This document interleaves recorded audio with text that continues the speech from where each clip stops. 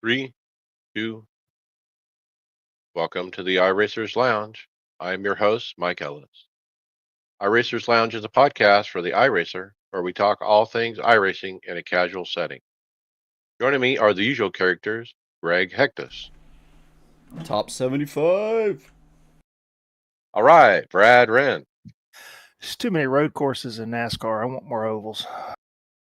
Oh, and William Westbrook.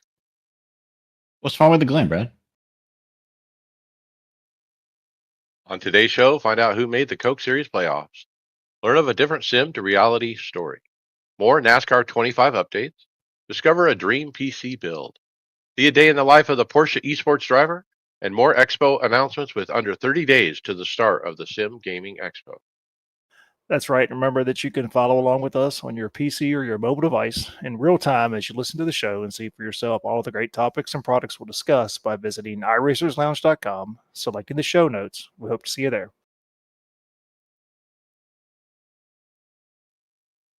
All right, Greg, you get the first one, the Sim to reality, but this time it's an announcer, not a driver.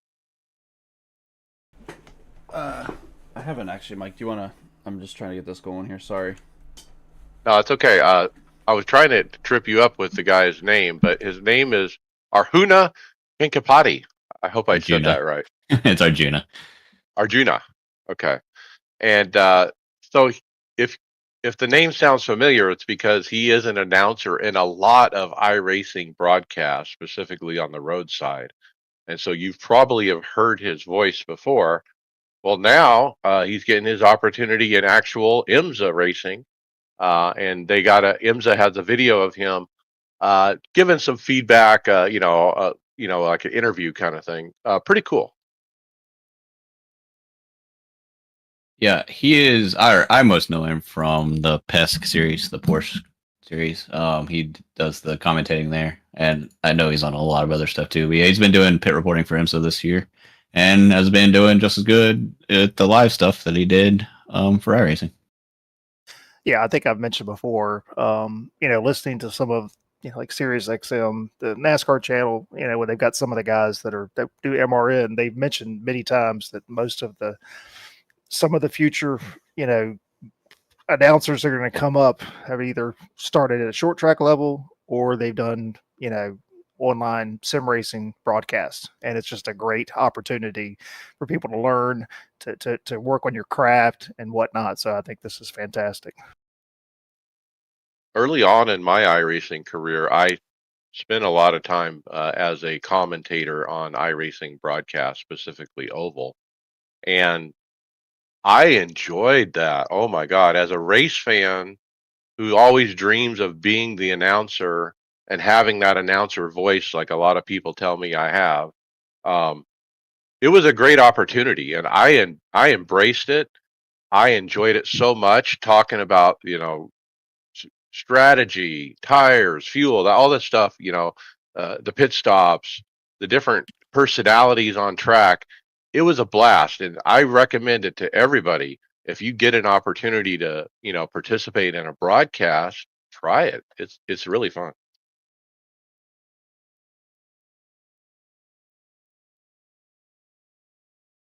Okay, Brad, how about the IndyCar trash at Nashville?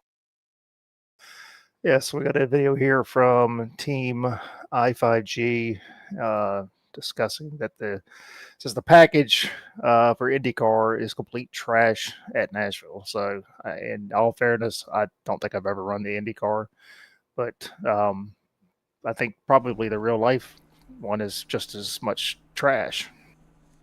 I haven't got through the video completely. I'm guessing like it's just like bottom lane warrior type racing. That's can't right. do anything. Bottom lane only. Right. There's no passing anywhere. It's as long as you hold the bottom, it's a freight train. So it's like real life. Well, real life, they do mix it up a little bit as tires wear and this and that. But what they're saying is this isn't even close to real life. The way that the iRacing IndyCar works at the iRacing Nashville, it is broken, broken, broken. Look, these guys know.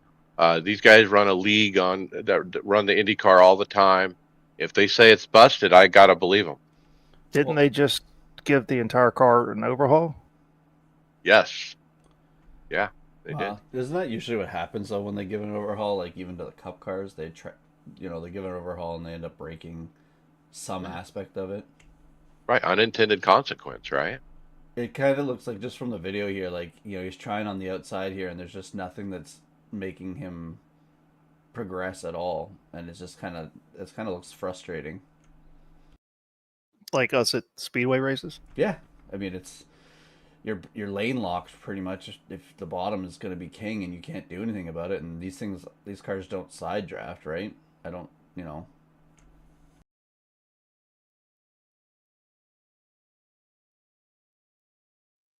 Okay, William. How about William Byron? Yeah, so after Iowa, Byron gave an interview, and we have an excerpt of it here on Twitter asking why he always seems to do so well at the summer tracks. And he says because when he was a kid out for summer, 13, 14 years old, they were running Iowa and Pocono and all these tracks on iRacing. So he says he used that and got pretty good about it, and he says he thinks it still translates. Yeah, that's pretty cool that, he was on the sim back then when he was that age and got familiar with the rhythm of that type of racing, what the track feels like, what it feels like to go into Pocono turn 1 or try to go through the tunnel turn, almost at full song. Um, he's been there, done that. So then when he gets in the new car later in life, he's got that memory.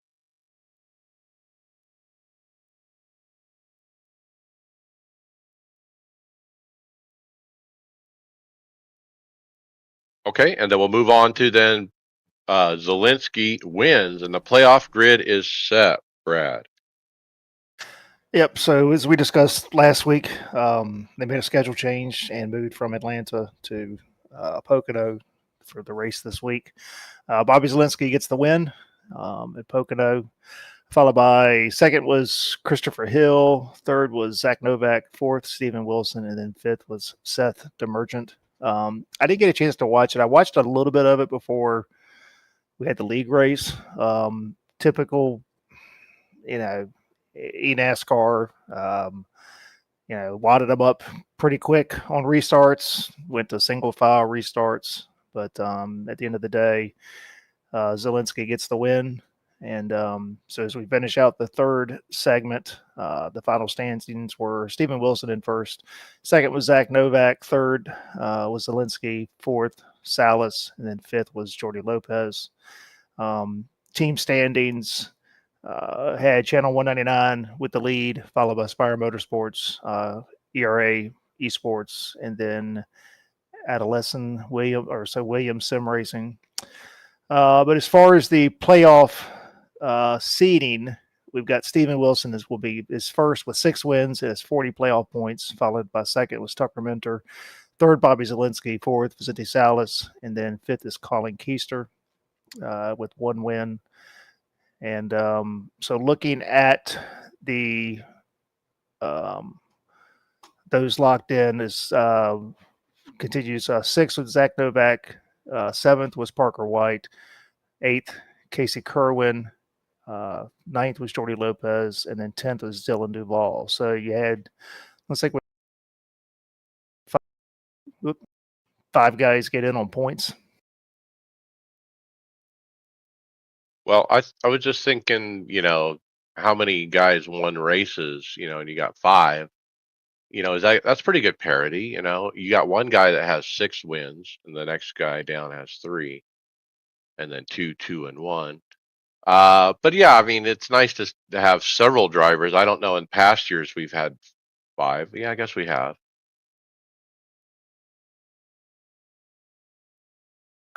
So I guess the big thing now is, what happens to the other 30 drivers that didn't make the playoffs. So final 4 races for them will be a focus of staying inside the top 20 in standings. So again, top 20, I guess get the automatic invite for next year. Yep. So currently we've got, so those below 20th include Graham Bowl, Emily Gray, Matt Busa, and a handful of others. So 11th through 20th is Dylan Alt, Michael Guest, Connor Yurshak, Seth the Merchant, Ryan Lusa, Michael Cossie Jr., Vimy Olton Bolson, Donovan Strauss, Christopher Hill, and Garrett Lowe. So it would be interesting, as usual, to see who's fighting to stay in the top 20 for the auto invite. We discussed quite a bit this year about the way that they did the draft and all that stuff, and I don't know what they're planning for next year, but I'm kind of hoping they'll move away from what they've done this past year. Graham Bolin, if you would have told me that he would be fighting to get out in the top 20, he's actually outside the top 20, I would have said, no way. I mean, this guy was on the stage in the Final Four. I mean, how many different times? I mean, it's funny how racing, the peak and valleys go. It's not like Graham Bolin forgot how to drive, right? It's just the competition's changed in different parts of the season. It just sometimes you have a good season or not. I was just going to ask you, Mike, that I his name sounded familiar. I thought he was in the championship for a bunch of times that when we had our watch parties. Yeah, absolutely. And so to see him 22nd in points, I'm like, ugh. He's had a rough year.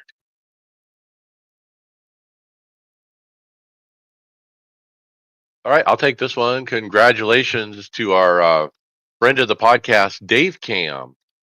He put out on social media this week, Julie and I tied the knot on Sunday and have the most perfect day ever.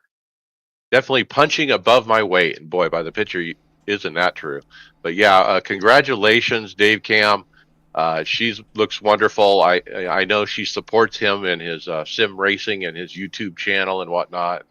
It's always good to have a woman behind you. Never mind. Do you think they had simulators at the wedding reception? I don't know. They just kind of moved into his new room, so I doubt they broke them all the way back down. Gotta love those boots, though.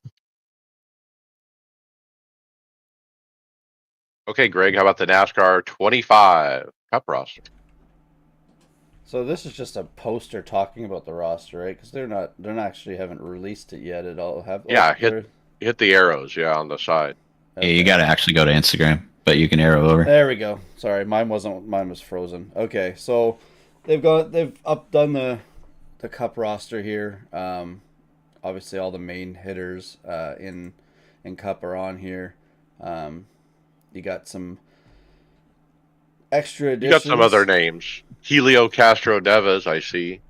Burt Myers. Josh Balicki. Chad Fincham. Jimmy Johnson. Who's that? Jimmy Johnson never did anything in the sport. Why is he in here? There's JJ Yeley. Riley Herbst. Yeah, and all the regulars, of course. So, yeah, that's pretty cool.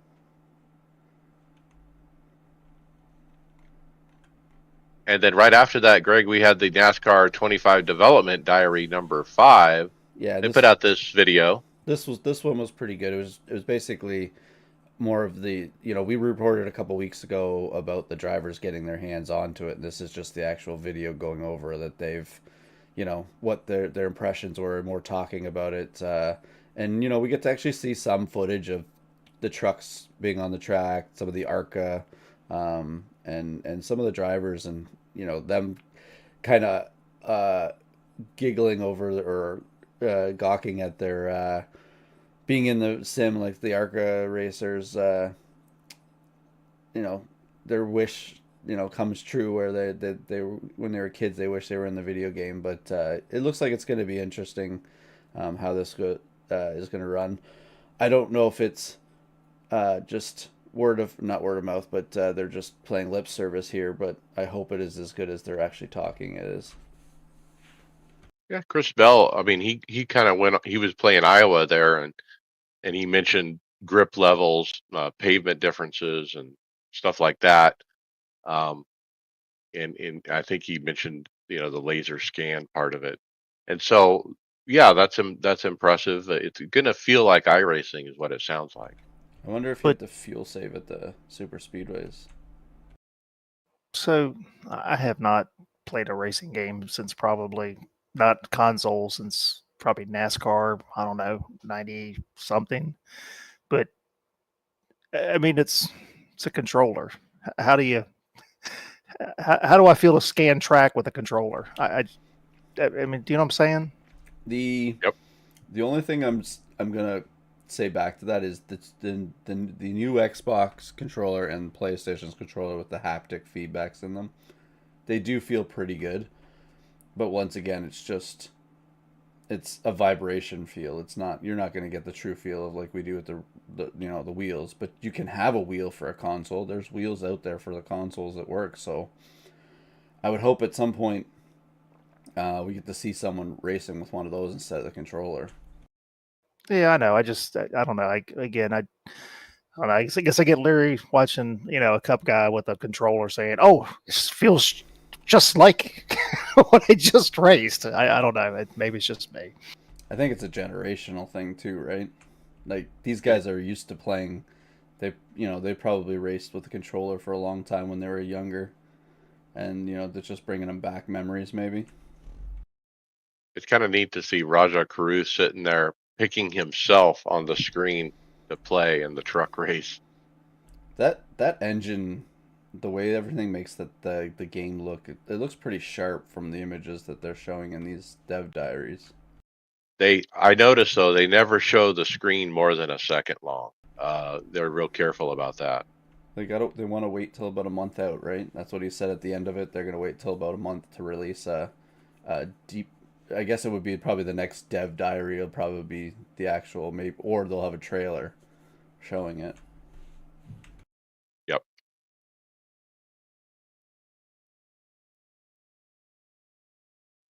Okay, Brad, you got Smoke Talks iRacing. Yes, we got a video here from what is this guy's Bubba the Love Sponge, I think is what it is.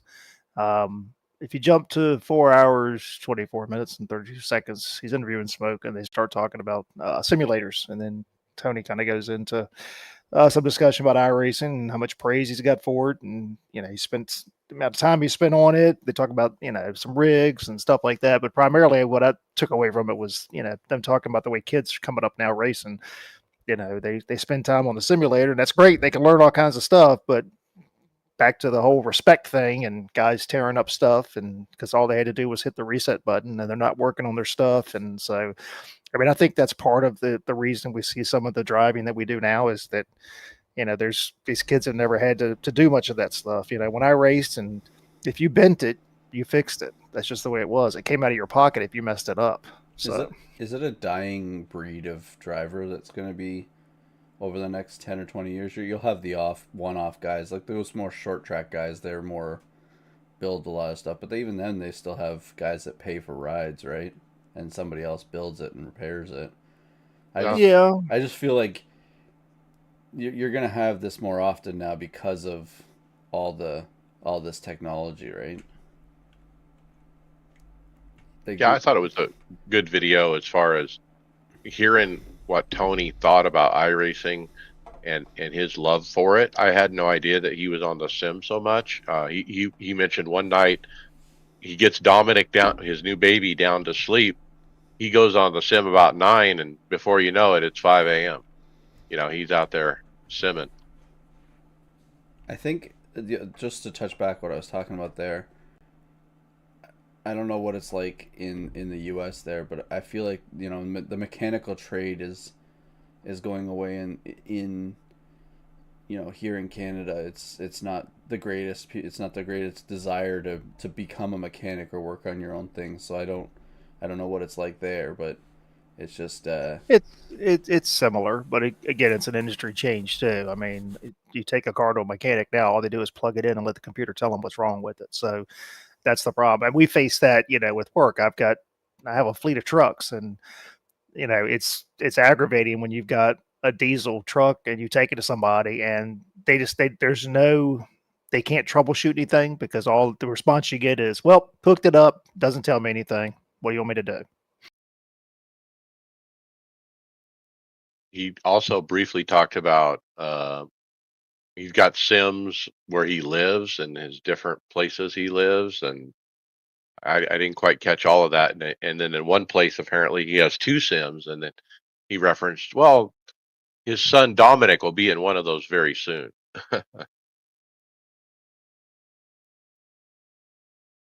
William, how about a day in the life of a Porsche esports driver? Yep. So Jordan Caruso, factory driver for Porsche Esports, winner of PESC in 2023, I believe it was. Recently got to go to Wessex. I'm sure I butchered that pronunciation, but it's the Porsche Factory Development Center, and drive the new GT3 Evo. He thought he was just going to do a couple rounds on the sim, get some content footage, and ends up out there getting to drive a new car. So it's really cool. I'm insanely jealous, even though the Porsche in my car. Getting to do something like that, it would be a dream come true for sure.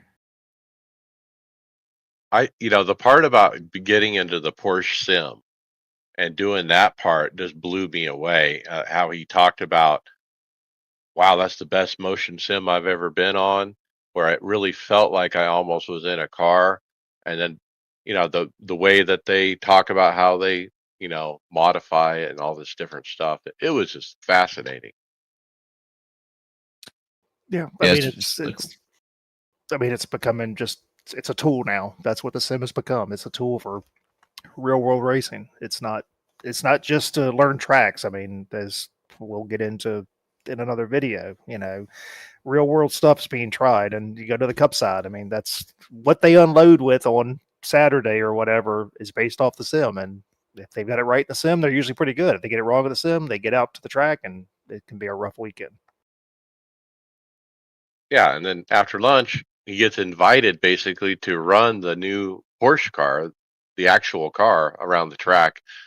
They show at the end of the video him getting ready to get in it and take off, but they didn't actually show him on track. Maybe that's the next episode. That's a little bit on track. Go to like 6:14 in the video and just watch how he's smiling. He's behind the wheel and just like biggest smile in the Oh, world, and I yeah. can't imagine how good that's gonna be feel.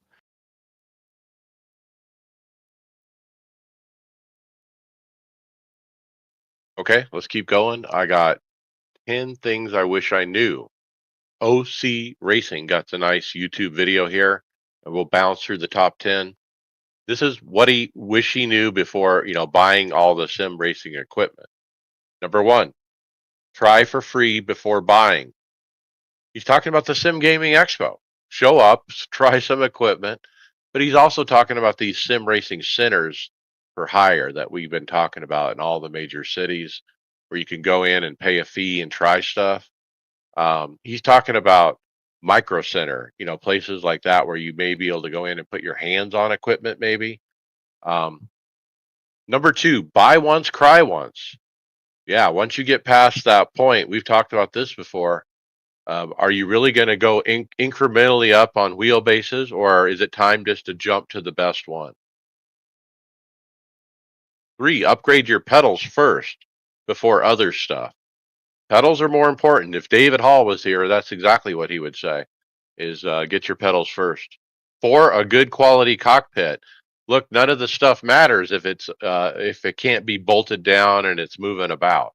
It has to be rock solid, and if you don't have the quality cockpit, you're going to struggle. Five, comfort is most important. You don't have to run super stiff brakes or strong force feedback. A lot of people get caught up in the whole immersion thing, like me. And he's like, well, you don't have to do that. Let's be comfortable while we do this. Let's race at a comfortable force feedback.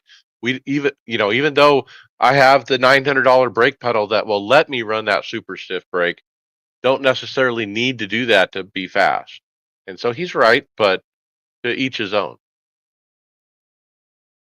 Six, monitors versus VR. Know what fits your space best. Like me with big triples, you got to have a large room to put this in. If you don't have the space, you couldn't do it. Research compatibility before purchasing. Understand the ecosystems. Will your wheel work with your wheelbase? Will your pedals coexist with this or that? That's what he's talking about there. Number 8, it is more mental than physical. Number 9, it's if always driving solo, it can become stale. Find a community, get in a league, get involved in official racing, do something with others. Number 10, the hobby is never done. Enjoy the growing and the upgrades. And that's the thing. We've been doing this for years. It doesn't get old because you always have that growing.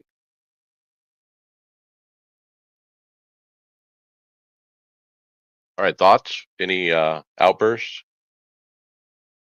I mean, I'll start to sound like a broken record, but number 9, find you some friends on the service, whether it's like with you guys where I come in and we talk about stuff every week and then I do the occasional race, or whether it's with, grassroots where we're racing competitively, weekly. Just find you some people, a community, like he says, and it makes this hobby just so much better. We can talk about the gear, till we're blue in the face, and we do every week. But I think number 9 is one of the most important things you can do in iRacing. Yeah, and that's the one thing that I missed in the 7 years I was off the service. It was the community. It was nice to reach back out to Mike, and you know what, we picked up like we hadn't missed a year. It was right back to the way things were, and that's great. Again, there's the yes, this can become a very solo thing, and you can feel very isolated, and that makes it even more difficult if you're having a bad spell, stuff like that. It's nice to have whether it's a group of guys, a team, or a league or something, to where, when you have those rough patches, there's you got encouragers, you got those guys around to bolster you up some. What's funny is you say that. I actually got a message yesterday from the famous Chris Scales. Remember him? He was on our Yeah. team forever, and he left, and I hadn't heard from him since 2021. So he hit me up out of the blue yesterday. Mike, I got the bug. I'm going sim racing. What should I buy? And I told him advanced sim racing. He said done. So Chris, if you're listening, you're welcome back on the team. Hit me up, but. Okay, Brad, you got David Copperfield. Yeah, so I got a forum post. This is about a flying spectator at Magnet Cours. I guess that's how you say it. It's French, and I don't speak a whole lot of French. At forum post from Luc Mej, I guess.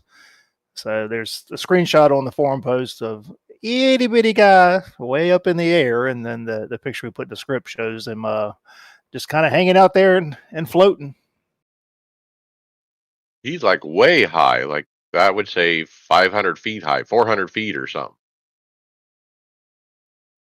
It's still just, it cracks me up that this stuff gets missed sometimes. But I can remember way back in the day doing track edits and stuff for like NASCAR 3 and NASCAR 99, and you go in and you place stuff and you had to adjust stuff, and it was nothing to have missed something, and there'd be a bush flying in the air, and then you have to go down there and get it adjusted and do stuff like that. But all these, I guess all these things are kind of put in individually as far as the spectator. So all it takes is one axis or something is not put in the proper alignment. So it really is like 5,000 different little art things that's placed on a grid kind of thing, and they just missed one. Okay.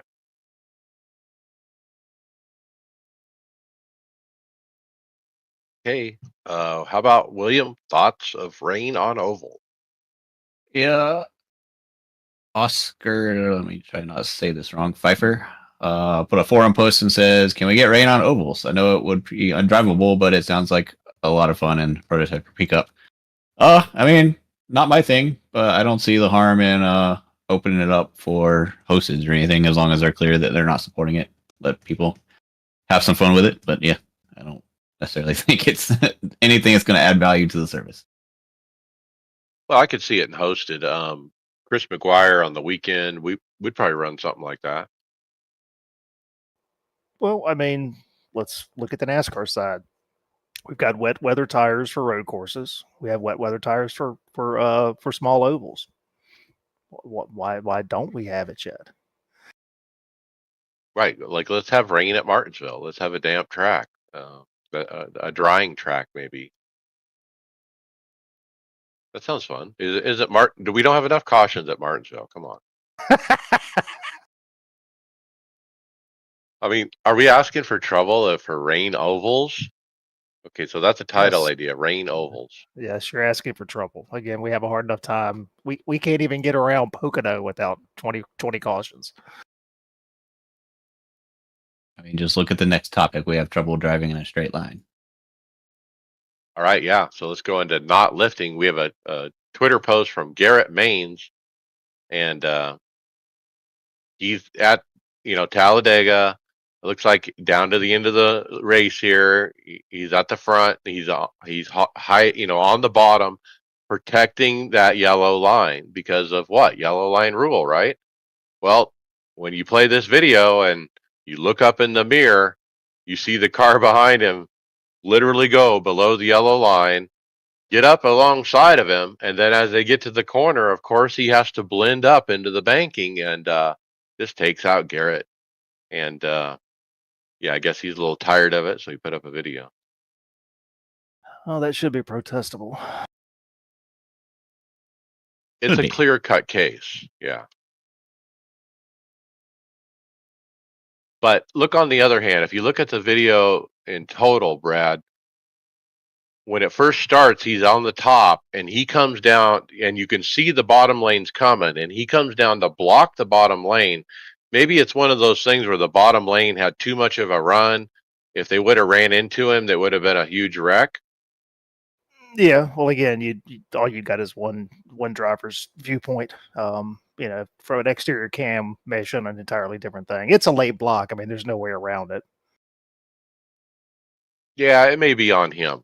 Yeah, it's hard to tell with, like you said, with just the one view, but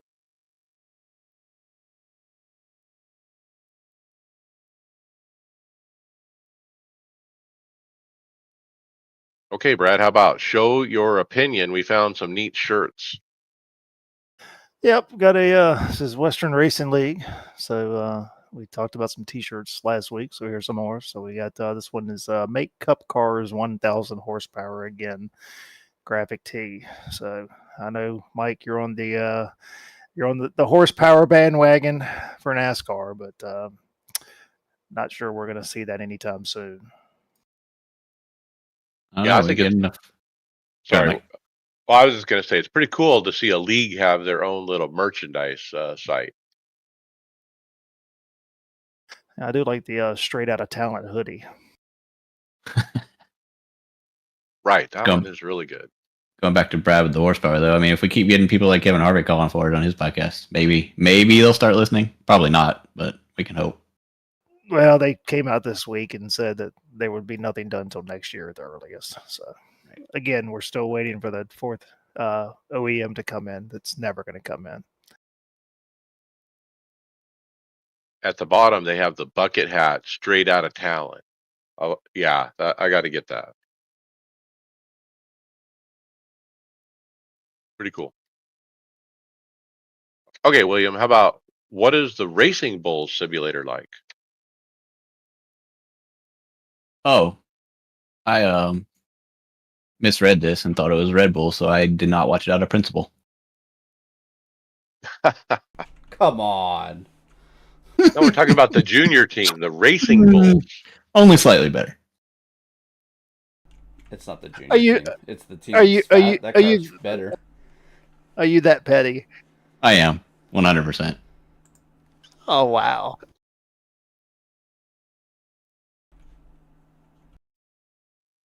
All right. So somebody else ought to take this one because I for real didn't watch it because of Red Bull.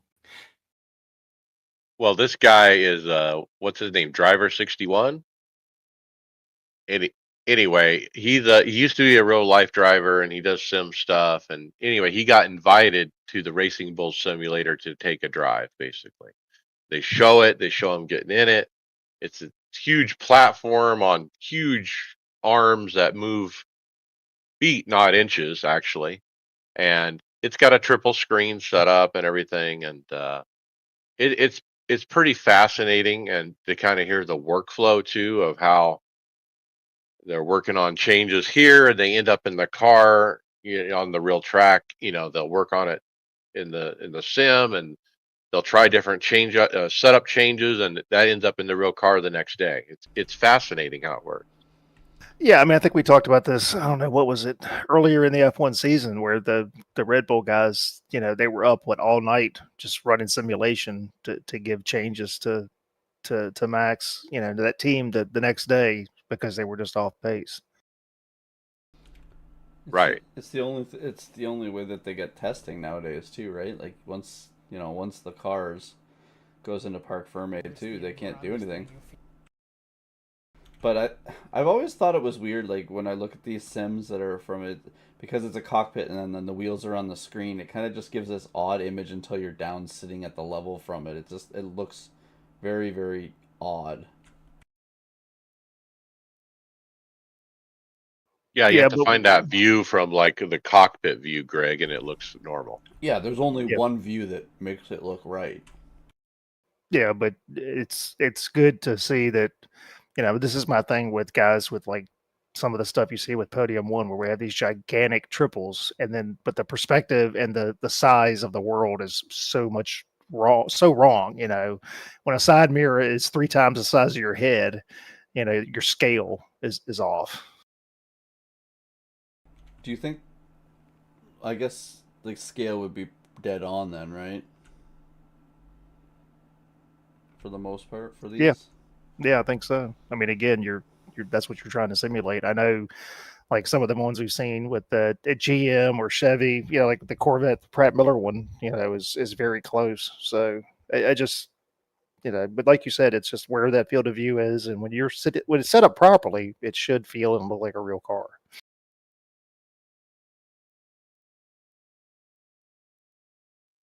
All right, William, how about this one? Slippery when wet. Oh, so I got this one. Let's see. Sprawl Racer gives us a full Clio race So I in should actually take this one. yeah, So the I reason, don't race the Clio. well, there's a reason I put this video up. It's just some random YouTuber, puts up his sim races, but it's not some random guy. It's actually Will Gibson, who used to be a host of this podcast for many, many years. And so Will is trying to get his YouTube channel up and running, and get a following. And so I wanted to give him a shout out on the show for his YouTube channel called Sprawl Racer. And so check him out. I actually watched one of his videos here where he ran the Clio in the rain, and he runs these low horsepower cars, down at the D level, and is fairly competitive, I would say. Well done, but nice to see Will again. And look, this current format of this podcast was developed by Will Gibson. The way we go through it and the order we do it was all on him, and we had a different thing, completely different, before he came in and it produced this podcast, and so he has a lasting effect at the iRacers Lounge, and we appreciate him. Does he still do the IndyCar league now that once the IndyCar came back? I don't think so. No, he's doing these, like I said, these low horsepower stuff.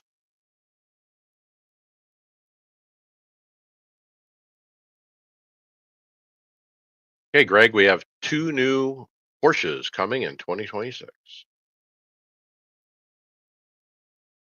Sorry, I was just trying to get it to load up there. So, the Porsche Motorsports Twitter or X page um, posted a spoiler alert. There will be two new Porsche race cars for 2026 season. It will be the successor for the 911 GT3 Cup and the updated 911 GT3R. So two more cars that will look the same, but be a little bit different. I know with the GT3, they're using one of their Evo upgrades, so there's going to be some changes made to that. I haven't read much about the Cup car if that's changing dramatically, but I do know there's some Evo changes that they've enacted, with the GT3 car.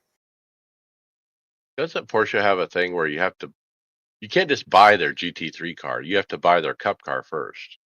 and then they'll sell you a GT3 car.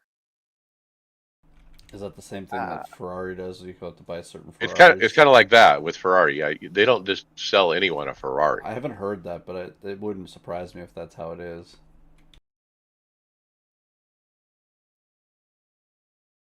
Well, we talk about it because, yeah, we hope to see these cars in iRacing soon. They launch, and how quick can we get them? Is the question. So, that previous video with Jordan Caruso, at the end of it, he was in one of these ones. I think they're about to launch, actually. So we probably just saw it in that previous video. It had the camouflage paint and everything. Yeah, they put the camo on there, so you really can't tell what's been changed or anything. It's like It was Evo though. Yeah, but it's like the Lexus, the updated Lexus that is supposed to be released for next year. Kind of tell what it looks like, but the way those camo wraps are, it's really hard to see any lines on the car. They do exactly what they're supposed to do. Leaves everything to the imagination. All right, I'll take this one. It's close to me. World of Racing Phoenix is opening. They have a final construction update. We can hardly believe it. Construction is officially done after months of hard work, determination, and anticipation. We are beyond excited. Putting the finishing touches on furniture, decor, and a little cleanup, and it's go time. There was another post I saw where they're actually open and posted hours and all that. They got motion rigs. They look pretty cool. It's probably like a 45-minute drive from where I live, but I may do it. May go check it out. So this Yeah, means, you need to do it. So this means that when we come down for championship weekend, you're going to take us out there, Mike? That'd be a good idea. Yeah. Usually you said you don't want us to come down for championship weekend, but it's the last year at Phoenix for a while. I know Justin's coming. Anyway, I'll have to get out there. I don't know when, but I will, and I'll check it out and report back.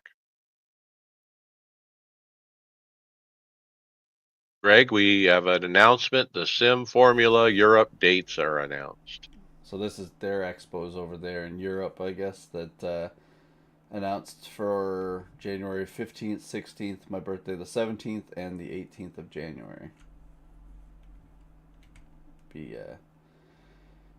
Does it say where it's being held? It's in Europe. I don't know where. This isn't the ADAC one, though, is it? It's in Maastricht. No, this is a different one. So there's the ADAC, which is in Germany, and then they're going to start in Charlotte in May, apparently. So they're going to have two shows. Then there's the one we're going to with George, and then there's this one, and that's the only ones I know of. Yep, and this particular Instagram post is announcing the competitions they're going to have there. They're going to have an individual and a team. So the individual competition, the finals will be on Sunday, and the team competitions presented by VCO Esports, powered by Nitro Concept finals, will be on Saturday. So this in Maastricht is in the Netherlands.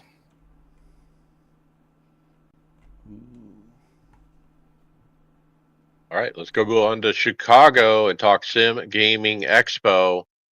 Use our code IRLP10 for 10% off tickets. It's time to get your tickets now, guys. A month we got a nice. It's too late, right, Mike? No, it's not too late. Well, a month from now it will be. Yep. Well, and that's why we got a video here from Lawrence de Soswa talking about the Sim Racing So what's interesting, it's Sim Gaming Expo, and his title says North America's first Sim Racing Expo. Anyway, he talks about the Sim Gaming Expo. He goes through the list of exhibitors, basically, and talks about what a wonderful lineup of companies that we have to partake of. I mean, I got super excited watching this. Yep, it's going to be good. Of course, he mentions us because we're in the list. But he also talked about the other exhibitors that are not sim racing related, and there are a handful. Some neat other VR and others, flight sim and different things.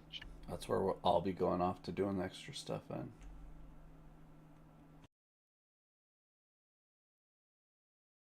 All right, moving on to other people being announced, special guest. We have one called A Better Hammer, who is a Twitch streamer, iRacing content creator, and Baradness M Squad driver.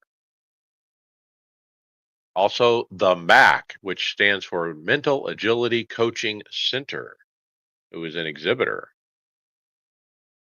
They specialize in elite visual and mental performance training, helping athletes, sim racers, and performers unlock their full potential.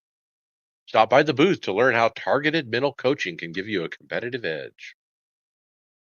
There you go. And then another exhibitor, Scalarkey. Scalarkey Electronics will be bringing a major flight sim presence to the Sim Gaming Expo. They're known for their high fidelity flight sim hardware. They create precision built systems trusted by real world pilots and sim enthusiasts alike. Sweet. I'm pretty sure a flight sim podcast right now is pretty happy that's happening. Other special guests, Arctic Esports, based in North Carolina. Their esports team. Then another special guest, Mr. Tass. He's from the world of VR, known for his in-depth gear reviews, epic accessories, immersive gameplay, and coverage of the latest in virtual reality tech. Got to be careful when you say that name. Let's talk about the competition, guys. So the Sim Gaming Expo has this competition. The finale or the semifinal round is Saturday, and I think at least I was surprised to make the top 75. Let's talk about that first. 5 of us, and we would have had 6 if William didn't have work. 6 of us would have made the top 75. I'm impressed. I looked at that list too. Obviously, most of that list is obviously a very heavy American contingent there. Probably, I think there was only. I think I saw the other day was it 8 out of country entries that made it in 75. Well, it makes sense. So they make you prove that you're going to go, and like I sent a screenshot of my flight thing, and you have to sign up and have a ticket and all this stuff. So you have to show that you're going to be there because the finale is in Chicago. So the idea is you have to be. So there's 3 splits on Saturday morning, and basically you have to finish top 10 in one of those 3, I think. But there's also a semi-final that breaks it down even further because it sounds like they're only going to have 12 rigs or something like that, or 14 rigs. Oh, you mean at the expo? Yeah. Yeah, I it's don't at the know. expo. Yeah. Yeah, there's another race where the top 6 move on, and then there's a LCQ of all the people who don't move on for another 2 spots. So Porsche at Daytona. First of all, I got to say the organization of this event, with the time trial and the way that they validate people and the way that uh, the league section of the iRacing UI is working, everything has just been phenomenal. I had no hiccups. I'm very impressed with how smooth it is. They have a nice Discord with appropriate information, stuff you need to know, that kind of thing. So kudos to George. It seems to be going really well, and I'm glad to be a part of it. They have practices right now posted in the league area. I've been in there throughout the day, putting up laps, trying to practice. Actually, I'm a little dismayed. I ended up being dead last out of the practice times of the people that were in there. So I'm a I don't. It's going to be tough for me to finish top 10, but you never know. People wreck out. I'm much better in race conditions than I am in practice conditions. That's a proven commodity. So I'm excited for Saturday. I took the day off just to participate in this event. Yeah, that'll be broadcasted as well, all three of the races. So we'll probably put that up on our socials. That way, anybody wants to watch. But yeah, no, it's gonna be exciting. I've already told the wife. It's like, hey, I am locked down for this time, and the goal is to try to get through in advance. And she's like, so if you get through, does that mean you got to take your gloves and your shoes and stuff with you? I said, yes, of course I have to.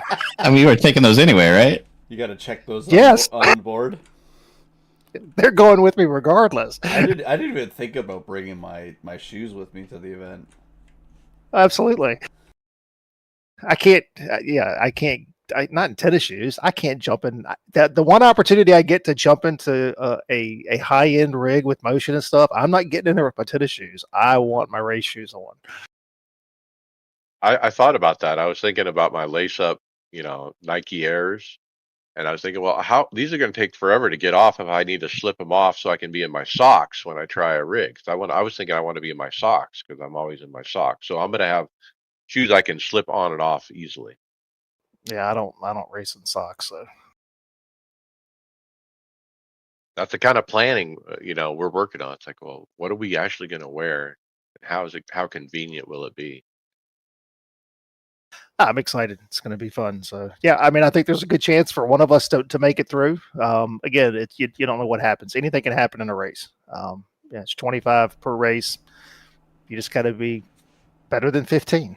So anything can happen. A bunch of us are in the same race, so that brings the total to a chance to a little bit better because there's a lot of us in the one.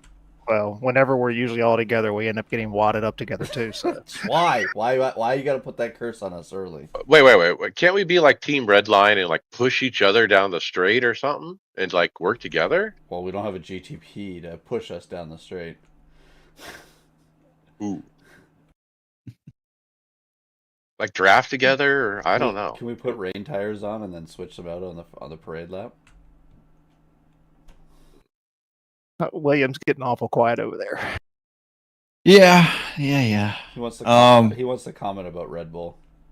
I most certainly do not. But yeah, I made the decision, like I told you guys before we started recording earlier, right before the deadline, that logistically it was just going to be almost impossible for me to make this happen with work commitments I have. So it definitely hurts watching you guys prepare for this, and especially the lineup, how it looked like it, came out. I think I would have a very good chance of actually progressing. So it does hurt a little bit, but I'll be watching you guys on Saturday cheering for you, and hopefully one or more of you can make it through.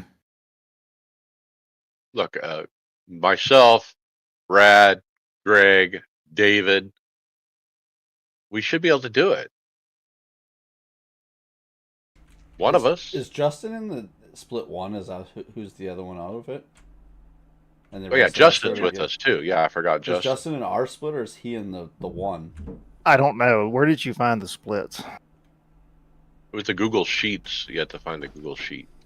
Yeah, it's in the Discord. It's a far column. They basically went 1, 2, 3, 1, 2, 3 down the rows of the time. So it's kind of snake split, as they would call it. Oh, I gotcha. I hadn't gone back to look at the Google Sheet. I'll look right now. Yeah, I'm in split 2. They're spaced by an hour. The races are already listed in the league section, the 3 races. Yeah, looking forward to it. And even if we don't make the cut to the to the in-person event, it's still fun to participate and maybe be on a standby list. Maybe if somebody doesn't actually show up in Chicago or something, and who knows, All right, so I'm in split 2. Justin's not in it anymore? Says he got dropped.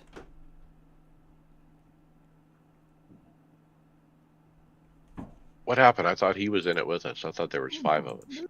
Yeah, he was. All right, well, more to come on that. We'll have to ask him. Maybe he didn't provide that he was going or something.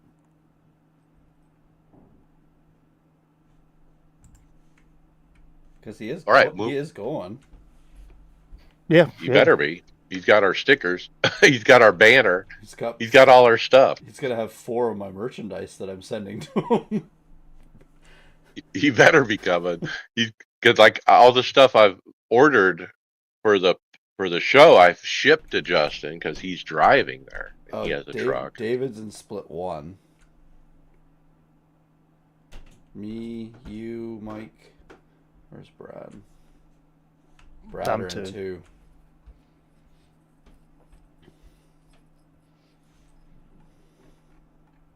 And you don't see Justin's name anywhere, huh?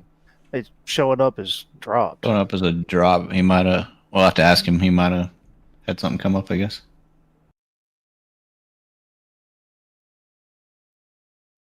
All right, let's move on to iRacing Race for the Cure. This has been on the calendar for a while. We're just going to mention it again, August 13th.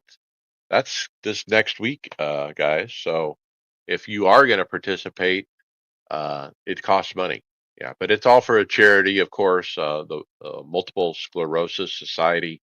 Um, this one's the famous one for Steve Myers and Chad Knaus and so forth, teaming up together, and then that you can buy a black flag for a particular car for a fee, and that kind of makes it fun. And then Brad, we have the Next Level Esports Championship. Yeah, we've had this on here for a couple weeks. So this is street stock, fixed oval, setup, fixed dirt, and they're also doing the Toyota GR86. I'm trying to see when I don't see any dates on here. I don't remember what we found last time. It is interesting that they put out this post and there's not that particular piece of information. You got 3 screenshots, you got all this text. When is it? All right, we'll have to find out. And then the Portimo 1000, Portimo, the HPD, the GT1, the GT2s, and that's August 15th through the 16th at Portimo. And then, Brad, we had the weekly tune in and this week in iRacing. Yep. So again, we've got so every Thursday they've been doing a creator series, and it runs 2 p.m. Eastern. It's a British. It runs, I guess, 7 o'clock British Standard Time. But a lot of creators. They did Rallycross this time. I get Skip Barber Racing School. So just as a nice quick way to get you up to date on what's going to be broadcast. Again, as we said, Sim Gaming Expo Challenge Series. All 3 of the splits will be broadcast on RaceSpot this Saturday, starting at 12 p.m. Eastern. And then, happening this week, weekly racing series. We already discussed our racing series is at Watkins Glen, as we'll get into with results. The Gravantic Endurance Series is back, and this is week 4 or 5 will be at Magny Cours. And you've got the dirt, sprint car, and super late models are back in action this week as well. Very good. Podcast housekeeping. Leave us a review on your favorite podcast platform to make it easier for more listeners to find the podcast. Mention the podcast to your fellow drivers so they don't miss out. We would appreciate it. Check out our Discord and get involved in the discussion. 2 or 3 of the topics, guys, that we went through earlier today were from our listeners, and I appreciate them putting up topic ideas. We use them. We love it. We love it when our listeners put up topic ideas. And then get involved in our website, iRacersLounge.com, a great way to visually partake of the podcast as you listen to it. We are in regular rotation at Performance Motorsports Network.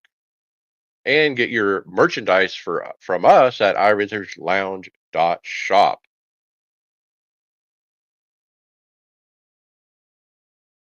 Iowa. Yep. So fantasy rolled into Iowa this week, and taking the win was the road course guy. What? What? I got to get a hold of NASCAR. They've obviously added something up wrong here. So shout out to William Westbrook with the win, 254 points. Well Second done. was Team Dewan. Third, iRacing Mason. Fourth, Vol 1977, and then fifth, Mud Dog. So did you set your lineup, William, or did you forget to set your lineup? No, I said it. And just I forgot to set my head-to-head so many times in the first like 5 races of the season that I've won like I think it's like the third time now, and I'm still only like 19th in the total points. It's so bad. But no, I said it. Let's see. I don't have it up, so I honestly can't tell you who I had. But I'm getting close on my max uses to for a couple of them, so might not be up there too much longer. Yeah, I've already burned up a few of mine. Let's see. I had Briscoe, Allmendinger, Byron, Kozlowski, and Blaney. Wow, good lord, it's 4 out of the 5. Yep. Pretty lucky. Go ahead. I like how it's save fuel. We're saving fuel. We can't make it. We're saving fuel. But then the race is over and you got to burn out. And you can do another lap. You do a burnout. Yeah. You need plenty of fuel.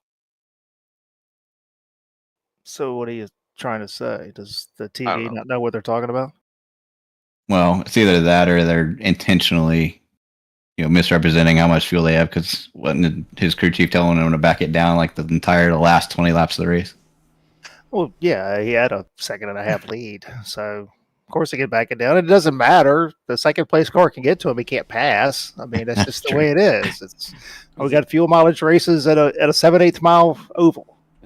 Is it the TV director making it sound like it's closer than what it is too? With the way they're talking with the announcers, they're hyping it up that way with.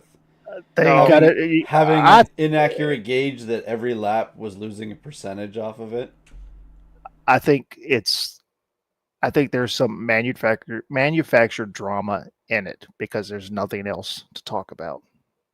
Look, I watched the NASCAR Radioactive where you hear the spotters, the crew chiefs, and I was a little shocked, I think, and dismayed when I hear Rudy Fugle tell his driver, go ahead and back up to him. Go ahead, back up to him. So he's telling the guy in first place, you got a gap. We don't need that gap.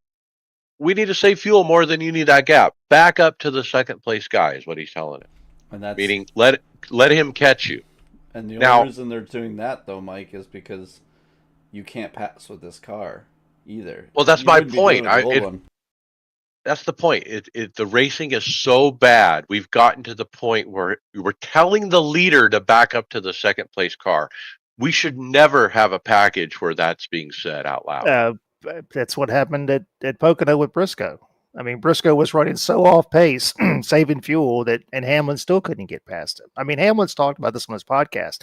The delta that you've got to have as far as speed-wise is huge. In order to make a pass, you've got to be almost 0.5 second to a second faster in order to execute a pass in this package. It's ridiculous. And the cars are just, it's spec racing. You look at the times. There's no difference in any of their times. I think the biggest problem too is they get to their delta speed where they're going to be, not increasing speed so fast down the straightaway that then there's no opportunity to, have a different pace going into the corner. So that's because they don't have to slow down. Yeah. That's what I'm saying. Like the delta between what the corner speed is and then what you get down the straightaway is very minimal difference-wise. Yeah. I mean, the only reason that we're still running quick laps is because of the corner speed. They're not as quick down the straights anymore as they used to be. But you don't ever have to slow down for the corner. I mean, think about it, guys. How much do we use brake in this car? Don't even need it. Well, you don't need it 6 times a year.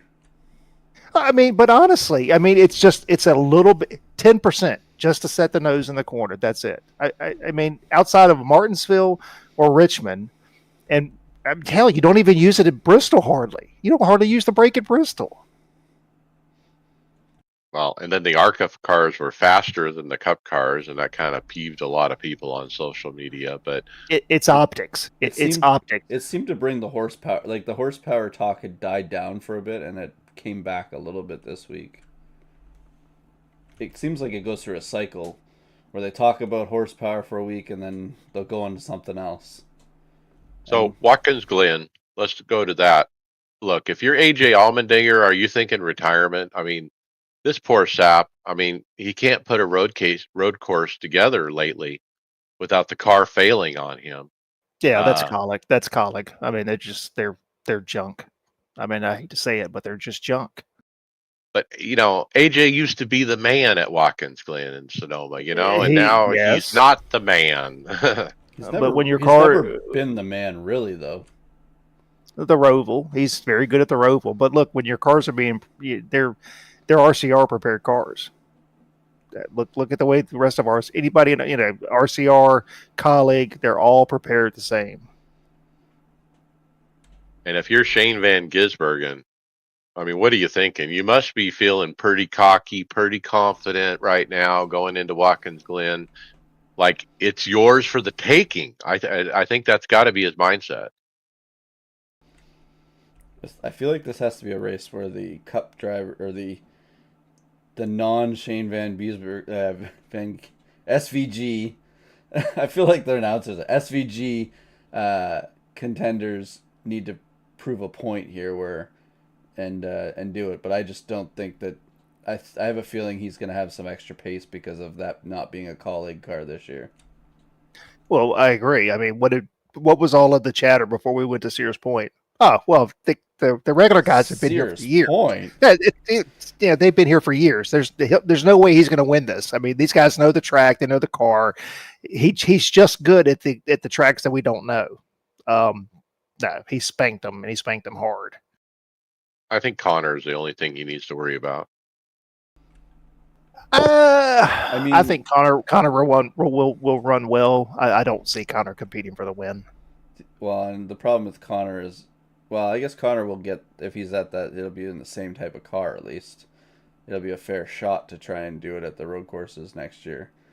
But I'm thinking, is the only driver that's been really contending on all the road courses with it is the 54, Gibbs. Like, Gibbs has been pretty good. He just can't get the win.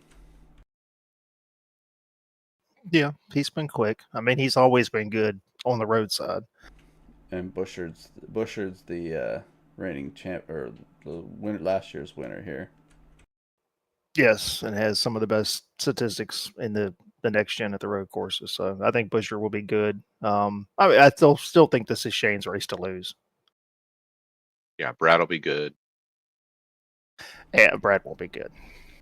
Do you think Suarez will be will have be anywhere this year? No, or this race? No. I think he's getting whatever they don't want to put in the other cars. To be honest with you, I think that ship has sailed, and he's just riding it out. It's just what it is. Yeah, it's bad blood there. Yeah, he said some stuff that he probably should have kept inside. Something you can't come back from once you've let it leak. Yep. So, all right, overall standings as we roll out of Iowa and into Watkins Glen, we've got Matt Robb 40 in the lead with 43.89. Second, Mike Wuju. Third is Res Dog. Fourth, Cletus 545. Fifth is Mud Dog. And we have a tie for 10th. We got shout out to Tyler Williamson, Fat Boy 1990, tied with Silver Mustang 91. Hardware software, I got VRS, Direct Drive Philosophy. We have Grays Dynamics, who we'll see at the Sim Gaming Expo, I believe, talking with the guy from VRS. Okay, so they talk about the business model of the VRS wheelbase. And so the idea is they sell one wheelbase, and you can buy it at the cheaper price at X amount of Newton meters. So later you can say, you know what, I want more Newton meters. You pay them a fee. They change the firmware, and the same hardware becomes stronger and has more Newton meters. So they have 3 or 4 or 2 or 3 different levels of Newton meters available, and he basically says we're losing money at the cheaper entry point. We actually lose. We do it at a loss at that price, but they do it because they believe that those drivers are going to upgrade to the higher level eventually. My question, I've never actually looked into this VRS model. Does it require you to have a constant internet connection for that stuff to check licensing of the firmware? Because couldn't you just, once you got the firmware, give it to your buddy or something if it doesn't have some way of authenticating it? Well, all these bases have independent software running on the PC, so I'm sure it's controlled through that. Yeah, I mean, we talked about this before. It's an interesting concept. Look,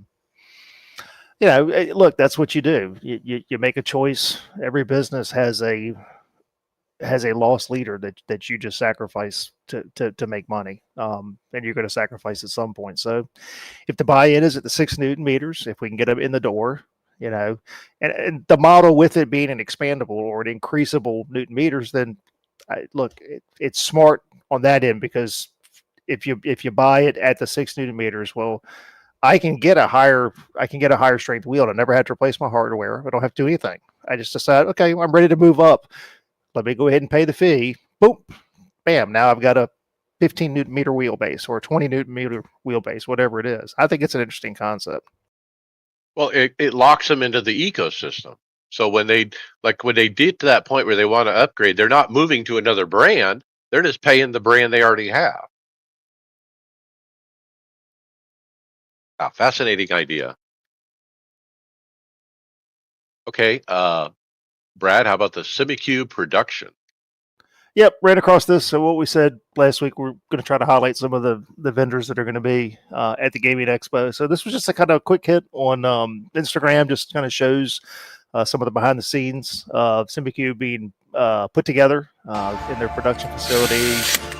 You got a shot here of them testing it, just where it's, they've got to set up into a jig or something where it's just, just doing nothing but rotations. So they're probably doing X amount of hours or something. So I just thought it was pretty neat. It's nice to see, kind of behind the scenes is some of this hardware that we all love, is being put together. I just love my SimiCube 2 Pro. It's got that industrial look to it. As you can tell by watching this video, it's heavy duty. It's, yeah, like I said, industrial. Yep, love mine. Have you got It's like a Pro forever as well? wheelbase. Like I'll never want a different wheelbase. You know what I mean? No, I've got the Sport, and I mean, I wonder sometimes if I should get the Pro just for that extra headroom, but there's no real need for me. It works for everything I need it for. Yeah, I know. I'm in the same boat. I'm not. I don't know. I wish I'd have played the old buy once, cry once with it in hindsight, but I'm happy with the Sim Magic. But my fear is at some point, with them continuing to release newer stuff, that this is going to get phased out at some point. And SimiCube, I don't see them phasing their. Yeah, I don't either. Yeah, that's the road I'm going down right now. So, haven't told the wife that. I pray she's not listening. All right, William, how about the Rexing Mayaris 2? Yeah. So this is another Formula wheel. OC Racing gives us just a quick clip about it. So it's the entire thing is carbon fiber for the casing, and then it's got a 4-inch screen on the front. Otherwise, it looks basically like your standard Formula wheel. It comes out of Croatia, I think, and I did not look up the price, so I don't know if anybody else did. It's just a quick hit. I don't know if it's out yet, but I remember the first one, the Rexing Mayaris. I'm very, very impressed with. Definitely one of the high end top 5, top 10 wheels out there. This looks super impressive. The weight, like you said, all carbon fiber, and it's got this kind of low cut profile to it. It's not real. The button box center of it is not real thick. I really like the idea of a really nice lightweight carbon fiber wheel. Pretty cool. So something cool that I missed, or maybe he didn't talk about it in the video. It's got 3 little screens above your encoders that you can customize. Yeah, they're LED screens, and we've seen this on another wheel, and I don't remember who did it. We've seen this before, but that's pretty cool. Yeah, I like that, and they're customizable, so that's really cool. Yeah, it's kind of growing on me now that I've actually went to the website and looked at it. It is $16.99 US. Yeah, high And end, it like I said. is in stock, ready to ship. But it's got that look that it almost looks like it's worth $1,700. You know what I mean? If you see the back of it, even I'm like, ooh, that looks nice. So, in that price range, would you go this? Would you go Gomez? What would you go? I'm still with my Spectra, my Soltec Spectra. I think. Ooh, the Spectra XR, right? Ooh, Yeah. yeah, that one's a high end too. This one though is interesting. It's the first one that's actually given me a look. Not that I'm gonna spend this kind of money on a wheel anytime soon, but first one that's made me think about it. I've been a Spectra guy for a while. It's impressive. Yes. Okay, Greg, how about impressive? How about this dual mode shifter? Yeah, I was kind of looking at this. I'm trying to. What is it? BDH Racing RaceSim.com. Their H2 SQ shifter, the evolution of mechanical realism. So it's kind of it's a dual rail mechanical architecture for it. It's 4 kilograms of professional grade construction, and it's it kind of reminds me of it's a long cylinder tube. It's kind of, I guess, none of this isn't like some of the other ones. Like, Mike, yours is exposed, isn't it? The one you have like that type Yeah, you have. it's got a clear top where you can see it. Yeah, this is kind of this is the bazooka, but it's the new version of the bazooka. It's really cool. I like the.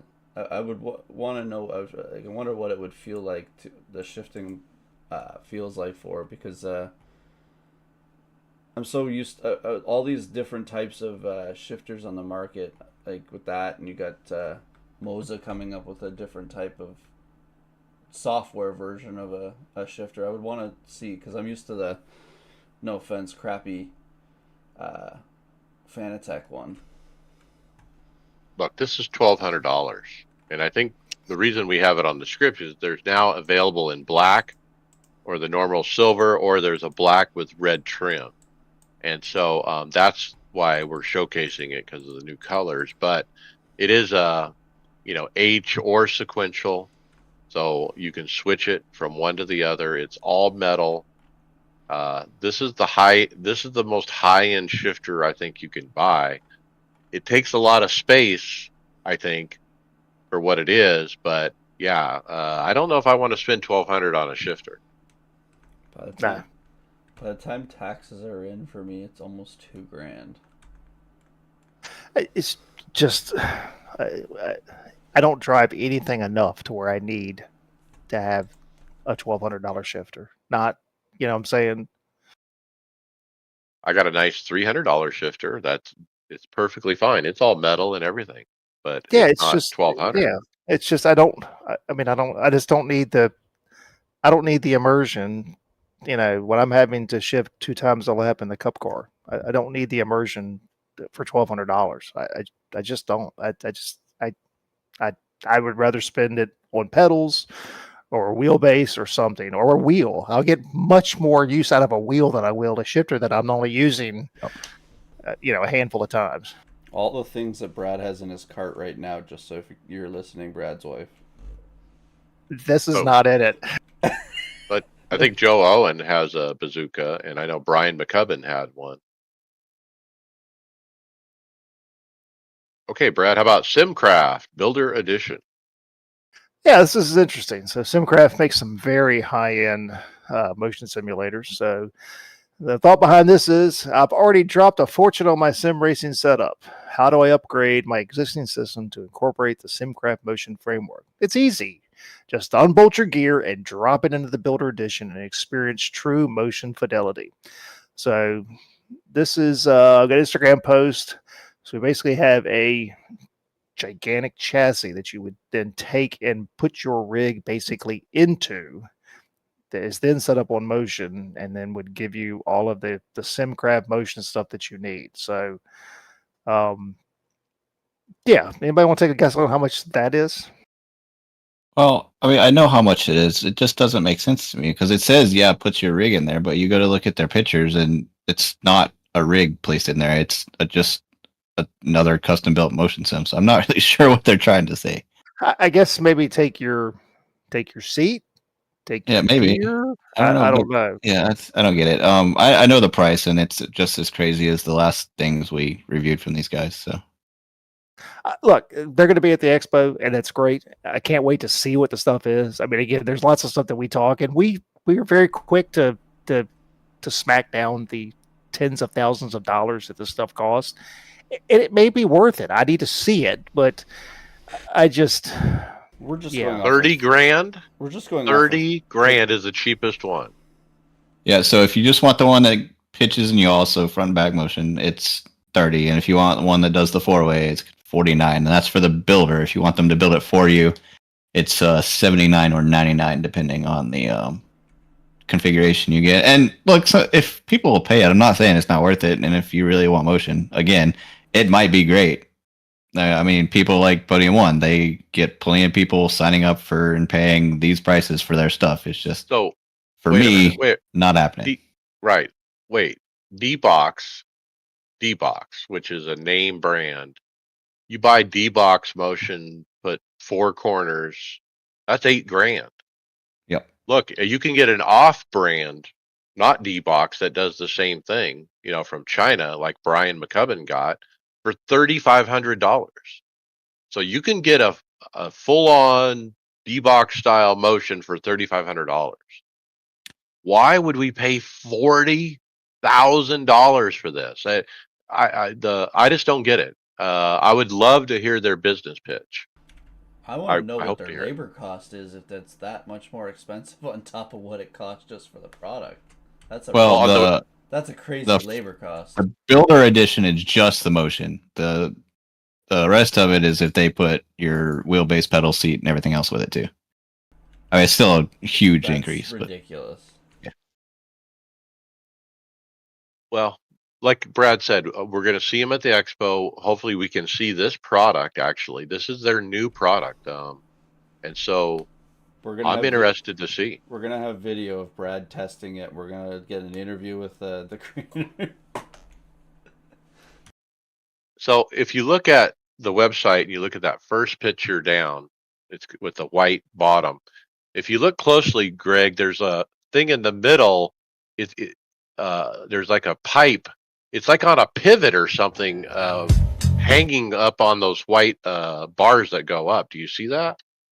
It like goes it goes back and forth or something on that pipe. I don't have it opened up right now. Hold on. Anyway, it's pretty fascinating look to it, but yeah, would I be able to take my rig and stick it on there? It doesn't look like it.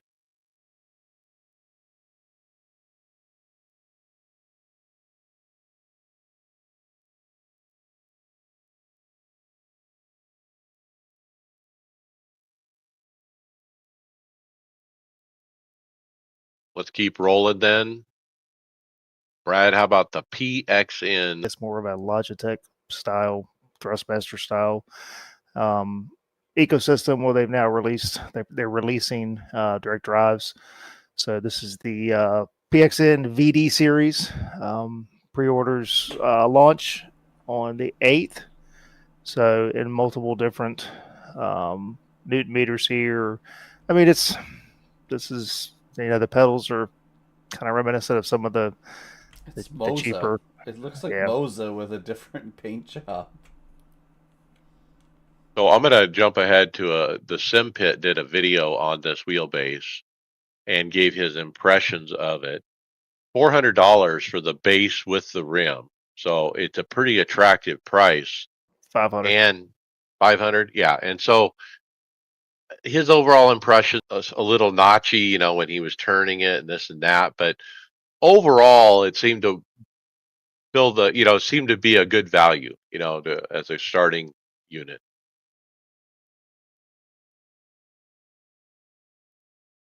I think they're going to be at the expo too, if I'm not mistaken. All right, William, how about this beauty, the TRX limited edition? Yep. So this is one of the track racer, the two-wheeler rigs that they sell. They sell a special limited edition with a custom paint job on the rig and the seat that comes with it. It actually looks really good. Obviously, I'm not ever gonna buy one of these two-wheeler ones. It's just not for me. But the paint job they put on it is pretty good, and the price, including a seat, is $15.99. So yeah, This paint job or livery or whatever you want to call it, or like reminds me of the F1 movie, Star it Car. kind of does. Well, that's what I was about to ask, Greg. Is this a take off of that team in the F1 movie? That's where this paint comes from. I don't think that it is. If they were going to, they probably would say it in here, would they not? I wouldn't think they would just make it look kind of like it if they were gonna. Ew. I Maybe mean- they did it. They didn't get the license for it. I mean, that's a 7 on the back. I don't remember from. I haven't seen the F1 movie yet either, so. But look, I had the first impression of, oh, this is from that Formula One movie, that team. This is a take off that team, and you had that first impression too. So I think that's the look they're going for. Unless they're Vegas Golden Knight hockey team supporters. Maybe like It's that. just different enough that they won't get the lawsuit, probably. Looks like the seat adjusts. You can go GT or Formula if that's something you're into. Yeah, you can.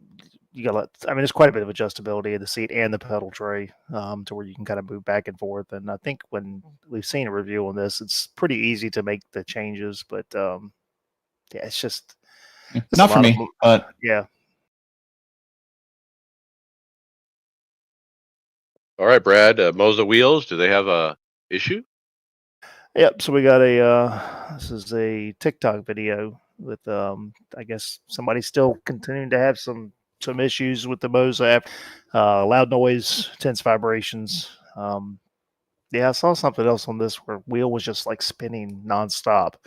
Look, I will say, Sim Magic, when they released the updated 360 hertz, my bass made more noise. I had to go back in and make some changes into Sim Pro Manager to dial some of that back out because it was noisy, and you could feel it, and I didn't like it at all. So I just think that's part of when you start to increase the output or the fidelity of what's coming out of the game into the wheelbases. There's only so much you can do. You're gonna end up with some sort of distortion. Again, it's my understanding is it's not true 360. I think it's iRacing still taking the 60 hertz, and I guess they're just basically multiplying it or something. I don't think they actually have 360 hertz is what the signal is. I think it's still a 60 hertz signal.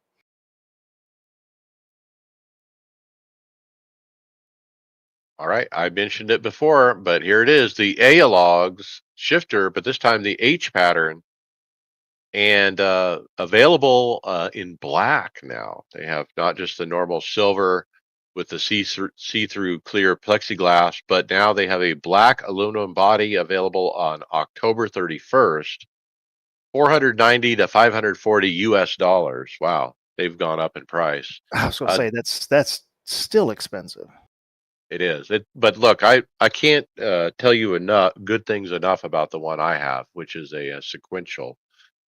I've toyed with the thought of buying a second shifter and having them next to each other, having a sequential and then an H pattern.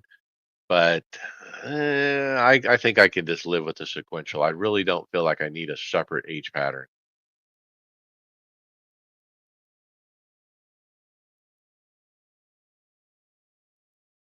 Okay, and then Brad, the PXN new direct drive base. Yeah, we already touched on this. This is the Sim Oh, yeah. review. So let's move on to Turtle Beach Velocity 1. Yep. So we talked about Turtle Beach some time ago. They've got a new wheelbase pedal system. This is the Velocity One. So this is their custom K direct drive wheel. If you remember correctly, they were doing their direct drive a little bit differently. If I remember correctly, I'm trying to remember. I don't remember exactly how they had it done, but Some kind of new tech. Yeah, and the original one, if you remember, I think had the shifter attached. It was like all one piece, and there was some flex and stuff like that. But looks like they've gotten rid of that. I mean, it looks to be a little bit better construction, more what I would say looks like a true direct drive wheelbase. So again, it's if you're in the Xbox or the Xbox, it's Xbox compatible or Windows PC compatible. This may be an option for you. Again, it's I don't know. It's probably in that Logitech line somewhere around that price wise. $449. The only reason I see you getting this is if you are on the Xbox. If you're on PC, you could go with Moza or even the PXM we just talked about. Proven stuff. I don't know. Turtle Beach has a negative connotation to me just for old PC peripherals. Their specialty is headphones. From all my history with them, they just some peripherals, but not like this. I don't know. I feel like this is like. Well, it obviously feels like it's a lower brand than Logitech. It does feel like a lower. But are they trying to be more? They're a little bit more expensive than Logitech. Yeah, it does feel like a lower brand. I get the impression of plasticky. I don't know, but that's what I come away with. So it is a 3.2 Newton meter wheel, not for $500. No, not even close. It's hard no. Okay, William, how about a Dream PC? I think this one should be yours, Mike, right? Yeah, I watched this video. Sarah Nochi, she did a video with Alexander PC. So both Sarah Nochi and Alexander PCs will be at the Sim Gaming Expo. And wow, what a computer. It's got a 5080 in it.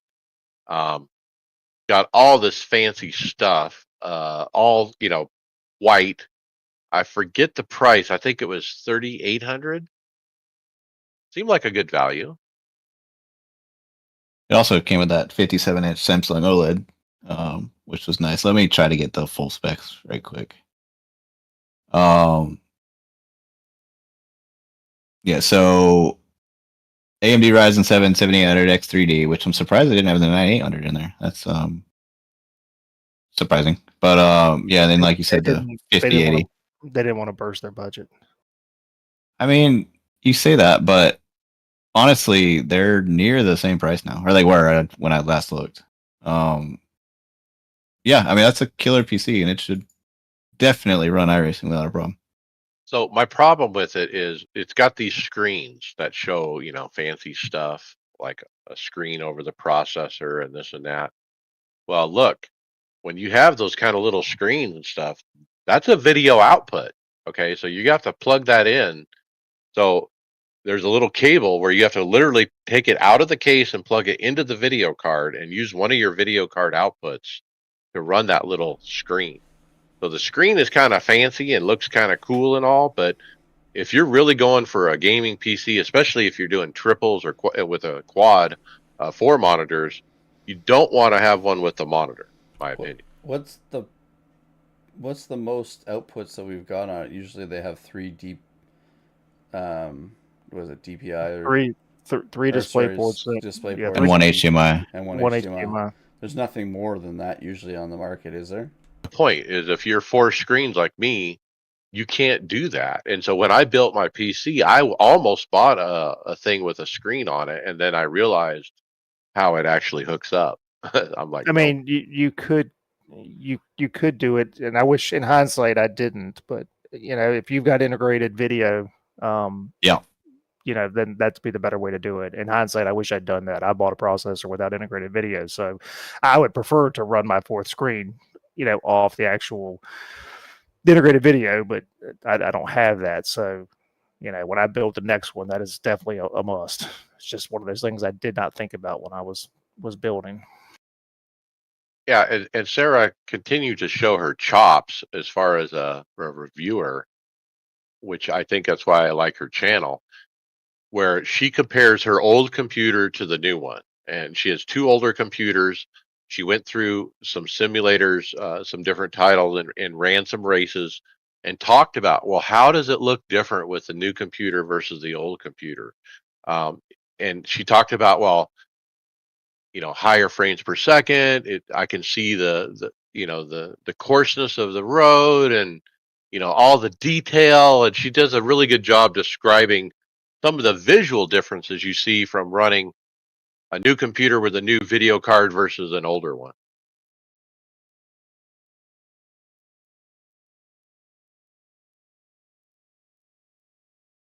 Okay, and then Greg, we got shoes. How about the Stas Racing STR 106?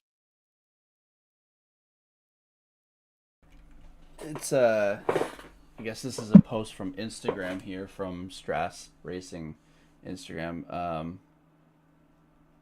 It says, feel every millimeter of throttle and brake. Ultra thin pedal feel, grip that locks you in, knit comfort that never quits. It kind of basically looks like it's a really thin shoe that's a pull-on shoe. Maybe this is what you need for instead of socks. It's kind of like a pull-on shoe with a sole on it.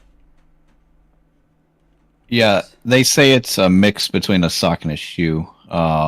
With that sole that's supposedly very thin, so you still get the pedal feel on it. I race in socks too, just like Mike. I actually have some of the Moradness ones with grip on the bottom. But I kind of actually want to try these. I don't want to spend the $45 to try them, but I do want to try them. They are a Japanese company, but they also do sell on Amazon. So if you can find your stuff over there. Yeah, check in their website. Yeah, I like the look of it. It's got the rubber grip on the bottom. The top is like a sock, like you say, and definitely looks like sim racing shoes. My only issue is the longevity of these and the durability. Nice. I've got karting shoes, and I got mine off of Amazon, and I probably didn't pay but $50 for them. Do you have a groove in them? Huh? Do you have a groove in the bottom of them with the pedal from the pedals? No. I get a little bit of wear. I mean, when I clean up the rig, usually each week there's a little bit of rubber dust, on there, but it's not bad. But I mean, I've had these for almost 2 years, and I see no reason for them to last even another two years or so. That's my only concern with these. I mean, I remember what was there was some stuff that was made years ago because I had a pair. Gosh, I can't think of the name of it. It was similar to this, but it was more like just a slip-on shoe, as opposed to a sock. But they just didn't hold up. All right, William, we got another wheel, upcoming Porsche wheel. Well, it was unreleased. Did he? No, he does say it's upcoming. Okay. Yeah. So this is a Moza wheel, but it's interesting looking. I'm not sure about it, but the entire it's kind of concave, and then the whole pretty much flat face of the wheel is this taken up by a unreleased Moza 5.3 OLED screen. Not many buttons. So if you're used to all the buttons us sim racers program on our wheels, you're going to be missing here. But it's basically just your entire custom Porsche dash display right on the integrated. It kind of looks like it's like if it was off, like it's just part of the carbon fiber of the wheel. It's definitely futuristic looking. It's not even futuristic now, Mike. It's a lot of cars nowadays have digital dashes and things like these all on them. Like, it kind of actually has. I guess you're right. More of a futuristic. It kind of reminds me of like something you'd find on like a Star Trek a wheel if there was something in Star Trek or something like that. But yeah, it kind of reminds me of the way that they're making it. It kind of reminds me of the Bentley wheel, the way it looks. Weren't they doing a Porsche Mission wheel? That rings a I mean, bell. is this it? I don't know. That could be. Maybe this is that wheel. It is. I just googled it. Yeah, it is. Yep, the Mission R.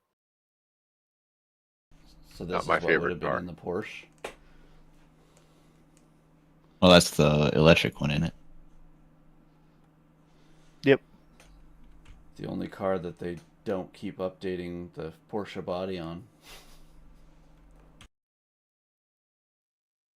All right, let's go to results.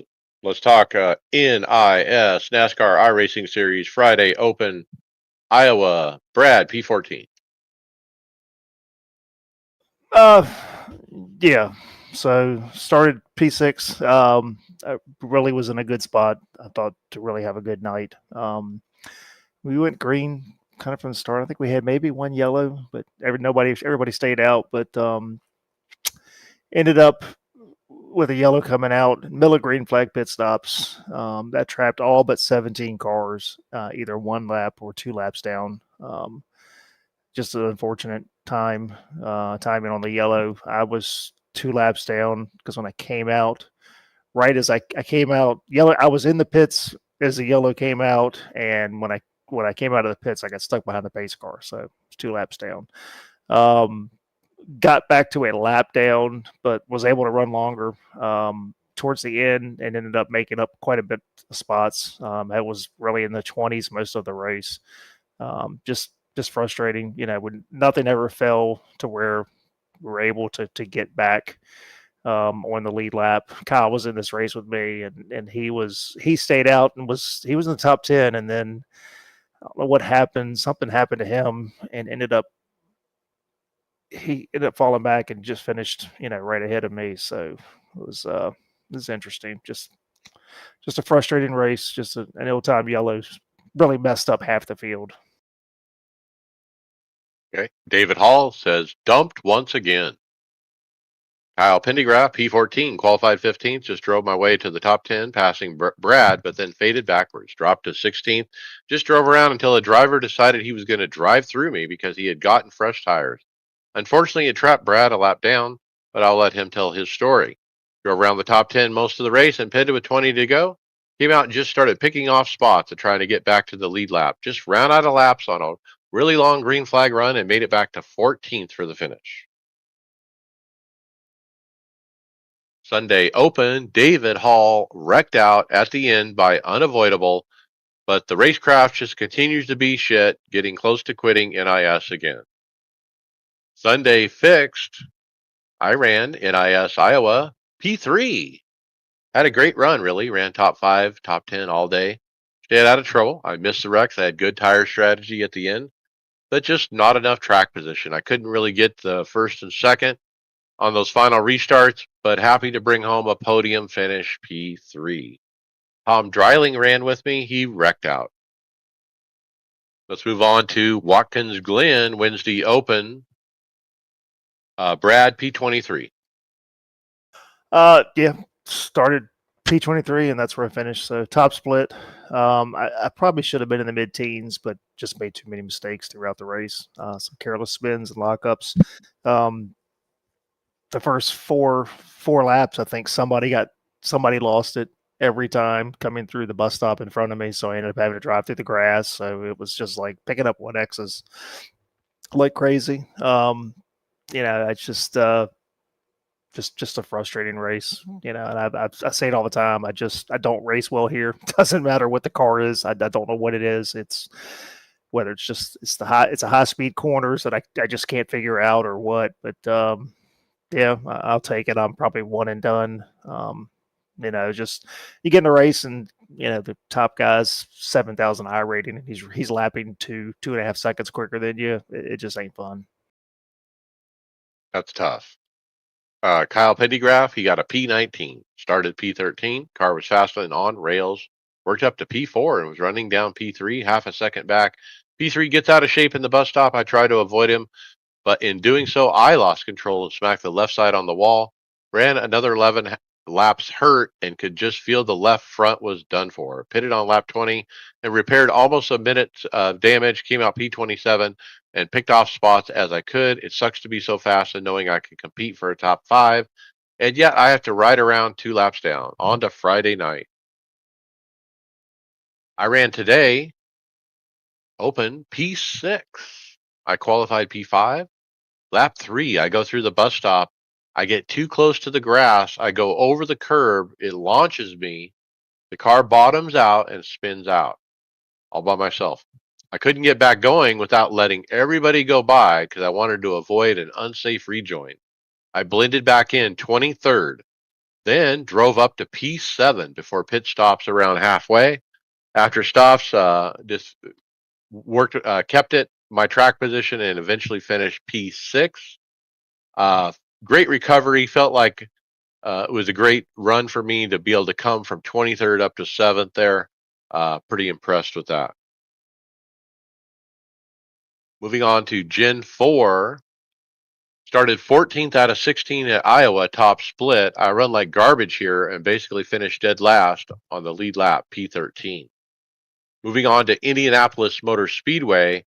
Started 22nd out of 30, finished P17. At some point, the guy in front of me was coming up off, and he didn't go, and I actually ran over him, and I got a bunch of front end damage. Ringmeister. I qualified on pole. It was the Ferrari bottom split. I was able to finish P3 after a great battle at the end with the game of chicken on who was going to break first at the end of the long straight. He ended up hitting me and getting by, but when I was second at the time. And then this X race pole position again, I was able to keep it and actually pull a gap to win by over 11 seconds over second place. Winner, winner, chicken dinner. I can't tell you how proud I am to win at the Nürburgring, guys. That is like the hardest track ever. And that's my third win there, apparently. Then I started again, third, ended up getting wrecked out going up the hill.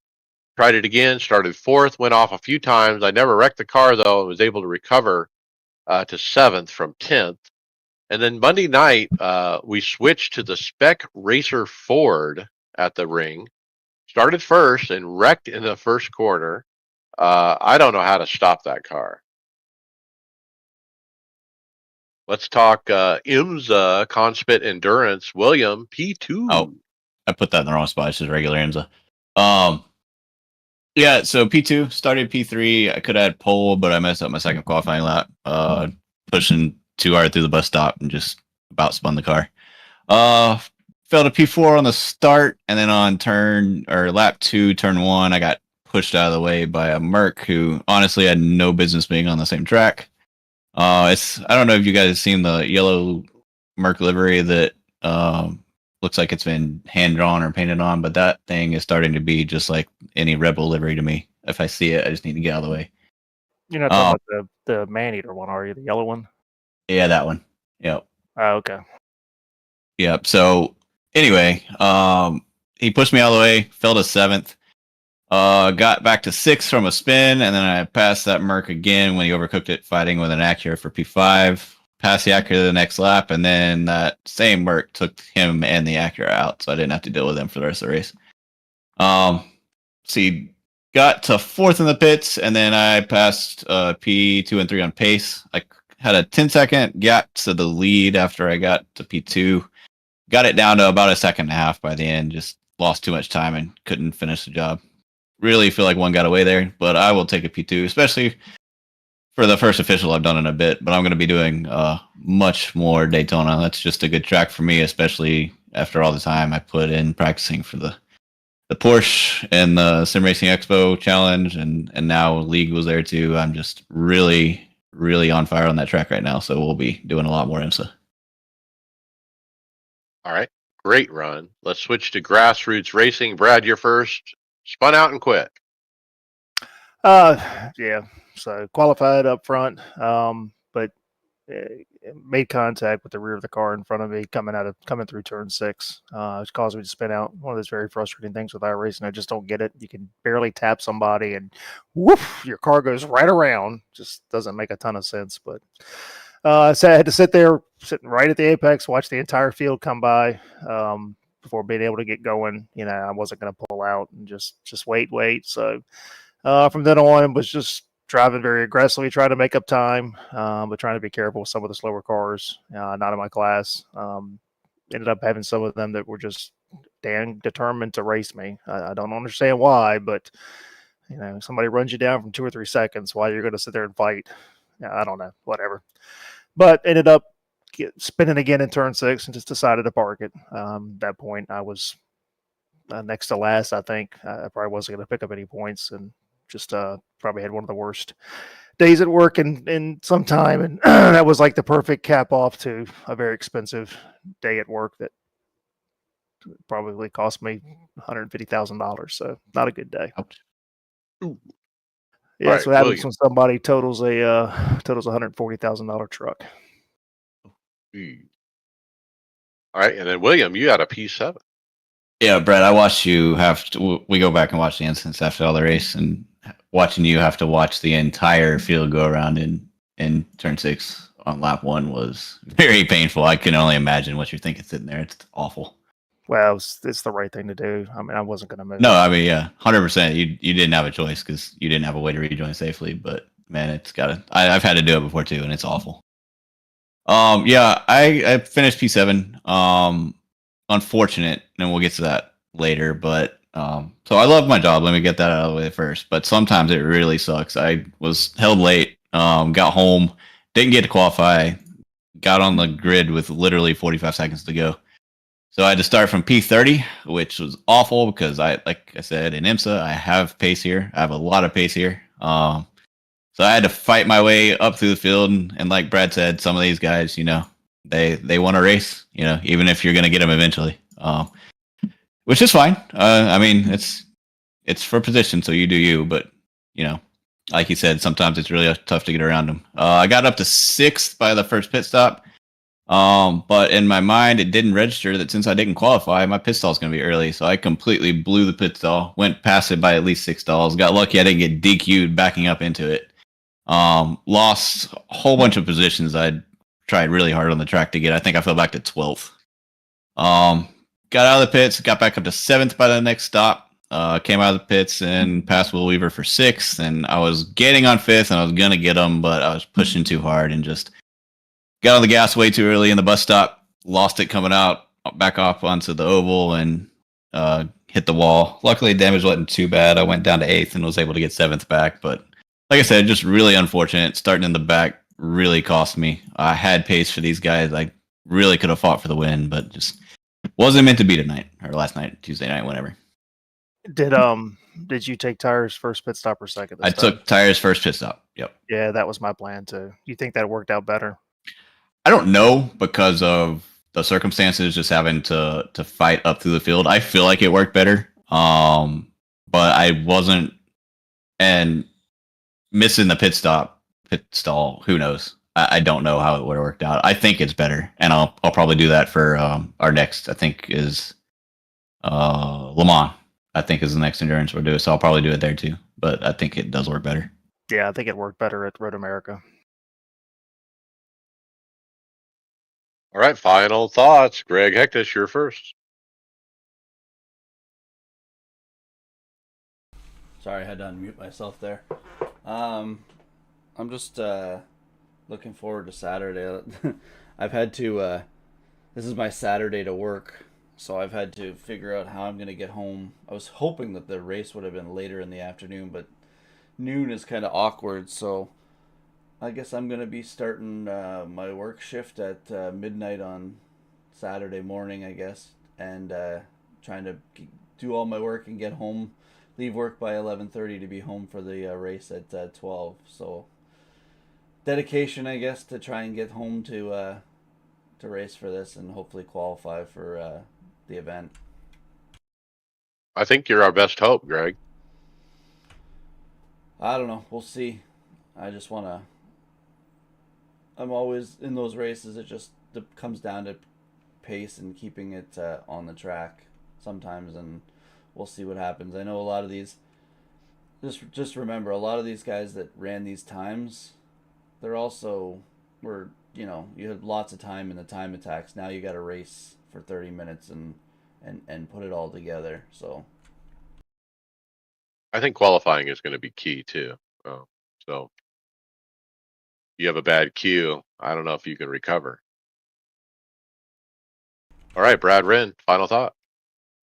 Like Greg, just looking forward to the race on Saturday. Turned a ton of laps here, trying to do the time attacks, and really struggled Tuesday night, jumping in the Merc and having to try to get the Porsche out of my head as I was trying to turn laps, because you do drive them differently. So I'm actually looking forward to getting back in the Porsche to race in this. But yeah, I'm gonna spend some time probably tomorrow night trying to get stuff squared away. But yeah, I think like you said, Mike, it's just it's gonna be qualifying. But yeah, I mean, it's easy to go out there and you can run a million laps until you turn the perfect one, but you got to put it all together and you got to race. And I think I can do better in the race than just getting out there. I'm just not a hot lapper, no matter how you look at it. So we'll see. Hopefully, one of us can get through and can try to represent the show at the expo. So, fingers crossed, one of us gets in then. I did DM George and say we may have a conflict because the time frame that we picked for recording the podcast, which was a Saturday afternoon, is the same time as that race. So if one of us makes the race, then it's going to conflict. And so we may have to move the podcast or make a hard decision. Oh, well, so and so is going to race and miss the podcast. I don't know. So we'll figure that out after Saturday. All right, William Westbrook, final thought. Yep. It's gonna hurt, but I'm excited to watch you guys in the races on Saturday. I'm gonna put it up on the big screen and watch it and cheer for you guys. Like I said, I hope more than one of you make it through. It's gonna be fun. Unlike Brad, I was so glad to get out of the Porsche and back into the McLaren for Daytona this week. Even though actually I ran some faster laps in the Porsche than the McLaren, that car and me don't get along. Even though that's what I started driving on iRacing for pretty much for full first 2 seasons. And then for you guys listening on audio, I'm going to commit us in here. I'm going to show everybody on the, no, I'm not because the glare is too bad. But I'm going to show everybody watching. I got my Spa, and it's not going to work.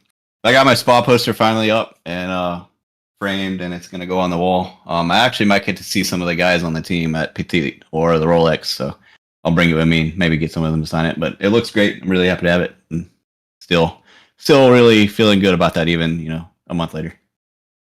Yeah, that's cool. You got something to hang on the wall. I love that. That's a great idea. Yeah, so I ran the Porsche at the ring last week a little bit because, I just bought the car for the expo and all this. I couldn't finish. I kept running it off the track and I told the guys, what the heck? Yeah, and I got in the Ferrari. I parked the damn Porsche. And I tried the next race in the Ferrari, and I win the race. Like the balance is so good in the Ferrari compared to the Porsche. I can't drive the thing, but I've been practicing. As you can tell from results, I didn't have very many results. Well, that's because I've been practicing the Porsche at Daytona, trying to get used to this car to try to put up some kind of result Saturday in this event. I'm actually a little shocked I made it. I didn't think I would, but let's try to make it to the next level. I went to practice today in the league practice. I was dead last out of all the people who put up times, and it doesn't look very promising, but you never know. People can wreck out. Race conditions are different. Maybe I'll have a good qualifying. I mean, who knows? But looking forward to that and excited. And so last thing is I ordered 250 4x6 pictures, like photos of a graphic that Bobby Jonas made us that has Sim Gaming Expo and episode 500, and it has a picture of the car with the 500 paint. So the idea is I'm going to get a Sharpie and we're going to have these at the booth. And if anyone wants an actual autograph from somebody at the podcast, we'll sign the photo and hand you one of the 250 photos. So we got 1,000 stickers. We got 250 photos to give out. So that's 1,250 items. I hope that's enough.